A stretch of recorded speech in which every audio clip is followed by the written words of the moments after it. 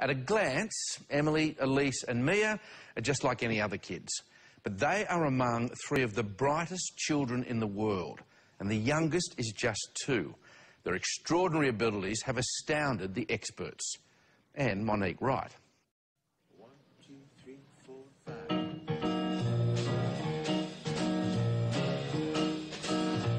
You've got to keep an eye on her. This could be the major talent of the 21st century. It's possible. It's just really incredible. Her hand-eye is like nothing I've ever seen. That's it? Good. My name's Elise. How extraordinary is Elise? Do you know what the capital city of Australia is? Yeah, Canberra. She's in the top tiniest percent. She is extraordinary. In the matter of genius, Albert Einstein once said, "Curiosity has its own reason for existing." Perhaps he was thinking about Emily Bair from Rockford, Illinois. In this quiet, well-manicured corner of America is a talent the world is applauding. I'm going to put this coin into the sand. Meeting 7-year-old Emily is something of a revelation. She's bright and proves to be delightful company. Play your scale, Emmy. That's wonderful. Almost from the time she was born, her life has been the keyboard. I think the time that I felt that she really showed something special is once she started taking lessons at the Music Institute of Chicago. Perfect! You are the best! Like, she started learning incredibly fast. She kept on giving her more and more music, and within 3 months, she went from playing what I would consider pretty basic stuff to very complex music.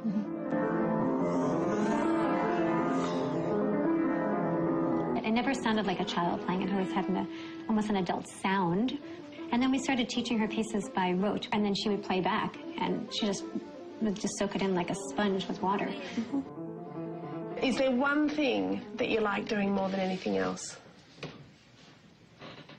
Composing. Composing. Why do you like that?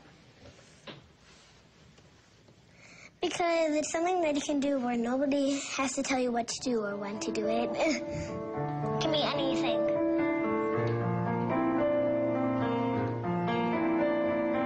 She has an innate talent that you can't teach, but she's also had the opportunity to cultivate it.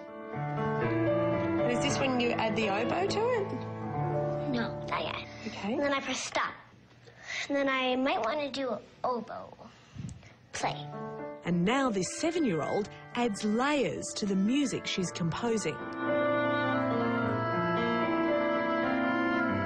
Her strength, I think, is in her composing. She's written over 130 songs. She had her first CD when she was 5.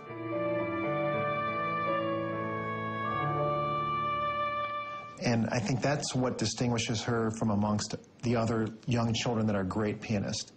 Has anybody ever said these words to you, that you're a genius or a prodigy? Have you heard those words before? Yes, but we don't really use those words in the house. Why not? Because I'm not really a prodigy. I'm just a girl who plays piano. So could I test you? Could I say something and then you do a piece that represents that? Okay, a summer breeze. Summer breeze.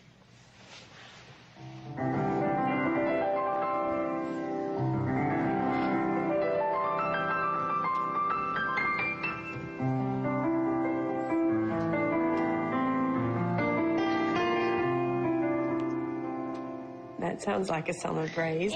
What about I just broke up with my boyfriend?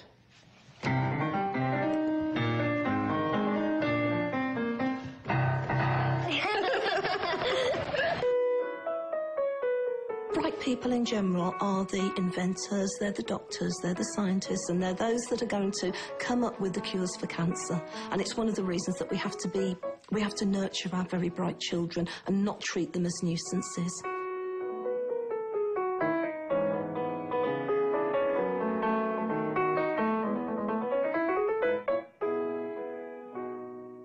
How would it make you feel if you couldn't play the piano? Good question.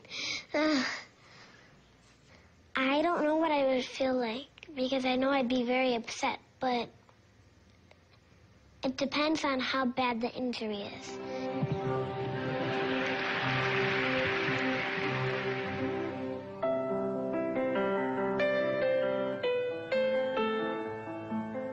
To be this good, Emily practices 4 hours a day. She does have a childhood. She's not a normal 7-year-old, and so we're doing the best we can. The goal is what is going to allow her to be a well-adjusted young adult that will be able to make good decisions, and so that's the challenge. But before I left Emily, there was one further challenge I wanted to pose. An Australian masterpiece, a taste of our culture and history. Working hard to make a living. Having just heard it, now the true test of genius. Could she pull it off? This is Working Class Man, Emily Bear style.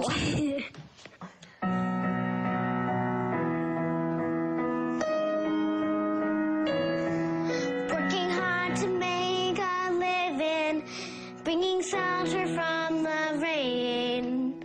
A father's son left to carry on blue denim.